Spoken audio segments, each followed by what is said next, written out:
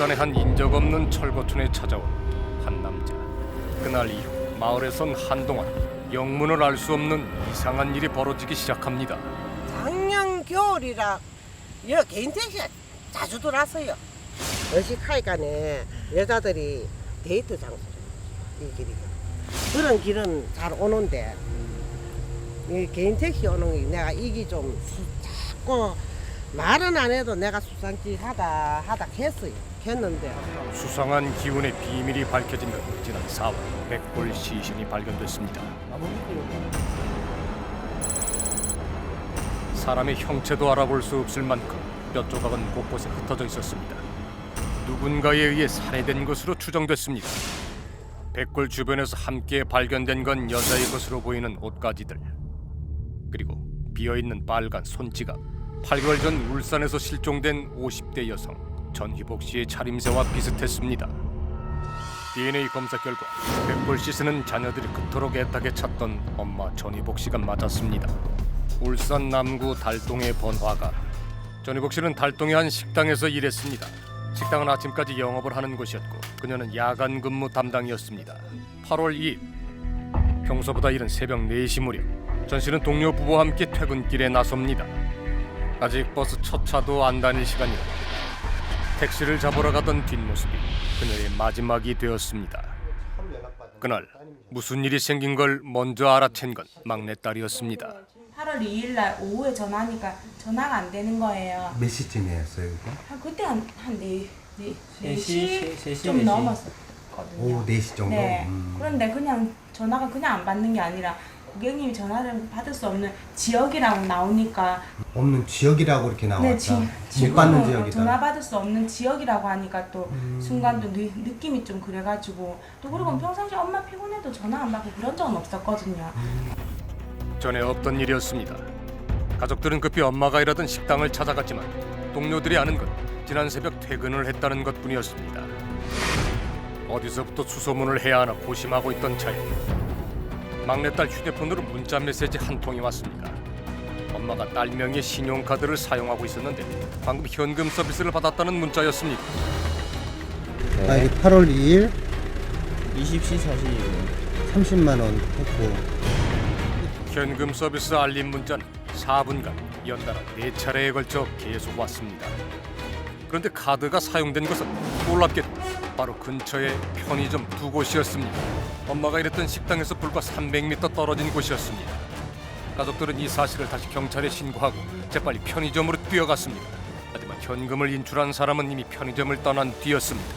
편의점도 뭐 되게 그 보여달라고 뭐 어디 전화해야 된다고 뭐 이래서 그 CCTV 하는 동안에 시간이 꽤 걸렸거든요. 우여곡절 끝에 확인된 현금 인출자는 파란 옷을 입은 젊은 남자. 내가 잡았지. 어떻게 잡으셨어요? 내가 이 반행사한 게. 옷 색깔이 결정적이었습니다. 옷이 색깔이 뚜렷해갖고 경찰관하고 같이 CCTV를 확인을 하다가 저기 차촌 가고서 한 바퀴 도서 우리 차 타고 한 300m 갔나? 옷이 똑같은 옷을 입어 나가 서가 있길래 차에 딱 가니까네 차시로 조금 지나가가 내가 내려가가 니 금방 니 돈 인출했지 안 했다 하는 게라 또 이거 하고 똑같은데 안 했다 그러더라고. 나는 이게 이제 범인인 줄 알았지. 완전히 범인인 줄 알았지. 청년은 일대에서 일하는 호객꾼이었는데 이상한 점은 방금 인출했을 돈이 보이질 않았던 겁니다. 그래 고객도 인출해 돈 100만 인출하면 돈이 뿔떼기잖아. 그래가 이제 이리도 돈을 뭐 돈이 없어. 그러니까 이제 가를 태워가 경찰서 팔소 가니까 지구대 가니까 지가 찾아준 거라 그러더라고. 자신은 심부름을 한 것일 뿐 원래 카드를 갖고 있던 사람은 따로 있다는 겁니다. 이 정도면 피해자가 소지하고 있던 카드로 현금을 찾은 사람이 인출한 사람이 확인됐기 때문에 쉽게 해결되지 않겠나 이렇게 봤는데 그 친구 진술이 누군가가 술이 취해서 자기 그 마사지 업소 앞쪽으로 지나가기 때문에 다가가서 우리 마사지 오면 놀다 가면은 산값에 마사지를 받을 수 있다. 이러니까 그 사람 나는 돈이 없다. 그러면 돈을 찾아주면 너 그 집에 일 가서 내가 마사지를 하겠다. 사람이 택시 타고 내려가지고요. 저는 그 사람한테 가서 택시 찾을 수 있는데 없냐고. 그러니까 자기가 노래방을 간대요. 그 사람 지갑에 현금이 없다대요. 카드에서 현금을 찾아주면 내가 바로 올라가겠다라고 현금을 일단 60만 원 찾아 술에 취한 남자를 보고 호객행위를 하기 위해 다가갔다는 청년. 손님으로 끌어들이기 위해 돈을 대신 찾아달라는 심부름을 해주기로 했는데 처음에는 비밀번호가 틀리다는 오류가 났다고 합니다. 다시가 사람한테 대셔서 다시 물어보니까 안 맞다고 그러니까 다른 걸 가르쳐주시더라고요. 취객들 사이에선 빈번히 일어나는 일이라 별로 이상하게 생각할 것도 없었다는 겁니다. 남자는 60만 원을 찾아주자 또 다른 편의점에서 추가로 40만 원을 더 찾아달라고 했다고 합니다. 총 100만 원을 건넨 청년은 수고비를 받고 남자가 원하는 안마시술소로 안내해줬습니다. 안마시술소 직원 박 씨도 그 남자를 기억했습니다. 문을 딱 여는데 그래서 손님 술 냄새가 나더라고요. 그래서 내가 손님 지금 수술을 받으면 안 되겠습니다. 앞에 딱 나오게 하는 게 내가 손을 막았지. 안 됩니다. 저희 CCTV를 보니까 저쪽을 나가더라고요. 그러니까 돼지국밥집 그쪽으로. 그 사람이 나가가지고 택시로 가는 거 제가 봤거든요. 그러니까 가족들이 엄마의 가게 근처에서 걱정하고 있을 때 남자는 호객꾼에게 엄마의 카드를 건네고 있었고 호객꾼을 잡으러 다녔던 그 순간 남자는 그 현장을 떠나버렸습니다. 경찰의 문자 메시지를 받은 한 택시기사가 다행히 남자를 기억해냈고 신고를 해왔습니다. 여기서 저 사이야, 저 밑에 사이. 여기 저 밑에 사이. 요거 한 주차장 정도 되겠나? 주차장 정도? 그때 시간이 대충 몇 시쯤 정도나? 그때 한 9시쯤 됐을 거예요. 9시. 남자가 택시를 잡는 모습은 택시 블랙박스에도 녹화가 됐습니다. 술 취한 듯 비틀거리는 걸음걸이로 다가오는 남자. 택시 안에서 남자는 기사에게 몇 마디 얘기를 건넸다고 합니다. 휴가에 갔는데 휴가 첫날이라 그래요. 그래서 돈을 너무 많이 썼다고 휴가 첫날부터 돈 많이 썼다고 그러더라고. 그때 당시에 정확히 밝힌 행선지가 어디였어요? 양암체육관시장 새마을 금고. 남자의 목적지는 울산시 남구 야음동. 한 가지 이상했던 건 기사가 이정표 사물 건물로 파출소를 얘기하자 당황하는 듯 했다는 겁니다. 내가 이미 몰라갖고 파출소 왜 있냐니까 지가 잘못 들은 모양이야. 그럼 내가 파출소로 왜 가냐고 아니라고 그러더라고. 이 자리에서 여기 딱 내려줬어. 요금은 3,000원 정도 나왔지만 남자는 급히 차에서 내렸습니다. 현장에서도 멀지 않은 곳. 남자는 그 후 어디로 간 걸까? 그렇다면 휴대폰은 마지막으로 어디에서 꺼졌던 걸까? 남구 달동 1281-4번지 저 위치로 동일하게 표시가 되었습니다. 이곳은 바로 전 씨가 일했던 장소 인근의 기지국입니다. 최대 전파 범위는 5km. 집은 물론 사체 발견 장소까지도 포함이 됩니다. 실질적으로 기지국이 떴을 경우에 인근 1km가 제일 가능성이 있는데 부곡동과에 3km를 갖지 않습니까? 그런 경우에는 휴대전화가 실제적으로 꺼져버린 상태에서 이동했을 수도 있거든요. 그쪽으로. 하지만 사체 발견 현장은 물론 그 어디에서도 전 씨의 휴대폰은 발견되지 않았습니다. 실종 당일 전희복 씨는 이 길을 따라 퇴근을 했습니다. 요 앞에 또 마감은 또 택시들이 되기는 많네요. 네. 또 피해자는 새벽에 교통편도 교통편이 없으니까 택시 타고 이동하고 평상시에 이동을 했으니까 그날도 이제 이동했을 거라고 추정을 하죠. 함께 퇴근했던 동료들은 전 씨가 택시에 탑승하는 모습을 분명히 봤습니다. 언니야 하면서 또 우리 이제 그렇게 조영부장의 와이프 그래서 언니야 자가용 오네 하면서 건너간 거라. 걸어가면서 요 차에 까만 차 있는 데서 이렇게 보니까 차가 차를 타더래. 네. 그거까지 확인다. 하지만 CCTV엔 택시 번호판은 물론 차에 타는 전 씨의 모습도 기록되지 않았습니다. 여기서 타는 거를 볼 수 있었던 CCTV가 저쪽에 있었다는 그래 거죠? 저쪽 있었는데 그때 따라 차가 막히 차에 가려 있었어가지고. 막히 있어가지고 이 탄 걸 못 본 거야. 전 씨 실종 직후 경찰 역시 전 씨를 태웠을 택시 기사를 찾는 데 힘을 쏟았습니다. 시간하고 차에서 하차 그 야암동 시장 쪽에 여성 내려주신 분 뭐 그 연락해 달라 어떤 그. 하지만 끝내 제보자는 나타나지 않았습니다.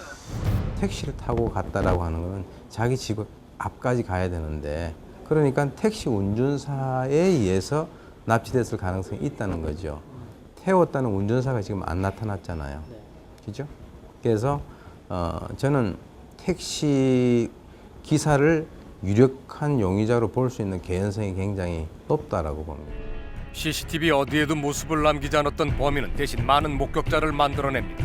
심부름을 시킨 호객꾼, 딜랑이를 한 안마실소 직원, 또 보통 자신의 차를 이용하는 다른 범죄자들과 달리 택시를 타서 자신의 얼굴과 목적지까지 노출시킵니다. 이 과정에서 용의자의 얼굴이 사람의 기억이 아닌 기계장치에 유일하게 기록된 건 택시의 블랙박스. 블랙박스 속 용의자의 얼굴을 좀 더 선명하게 복원할 수는 없을까?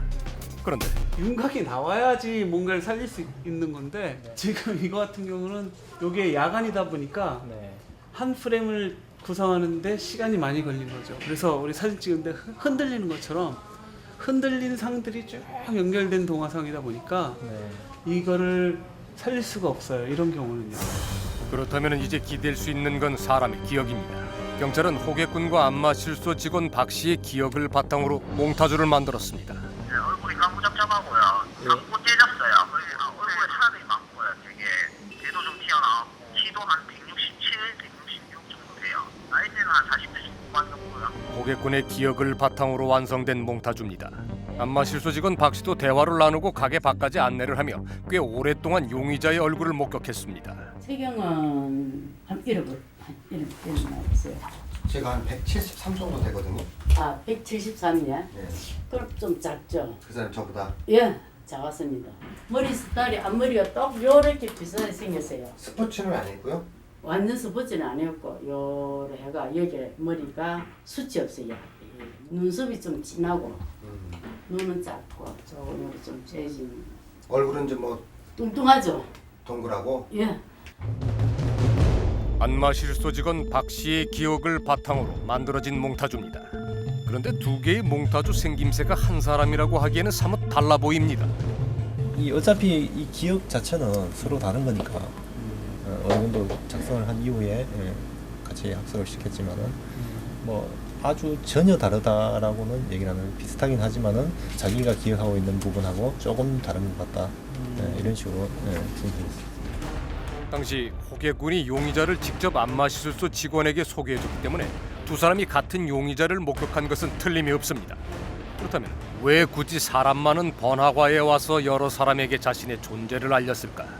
자신이 그쪽에 사는 사람이거나 그래서 뭐 인사불성된 상태에서 어쩔 수 없이 자기 기소 본능 때문에 집 근처로 왔다가 그런 행동을 하거나 아니면 그곳에서 늘상 일을 하거나 회식을 하거나 이런 생활 습관을 가지고 있는 자가 대단히 치명적 실수를 저질렀거나 그렇지 않다라고 한다면 범행 이후에 16시간 지나서 그 장소에 돌아오는 무모한 거기다 다른 사람에게 자신의 얼굴을 노출시키는 그런 행동을 할 가능성은 거의 없다라고 봐야 되겠죠.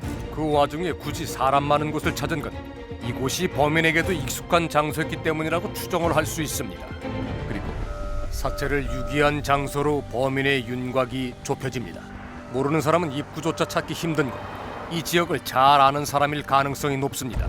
자신이 알고 있던 장소 중 가장 으슥한 곳을 찾았을 범인이 사체를 유기한 방법은 조심스럽지 않았습니다. 그래 이거를 숲속이라도 좀 묻어주든가 그런 사람은 땅 밑에라 묻어주시면 이래 냄새는 안 났어요. 안 났는데 완전히 이래 훅 던졌더라.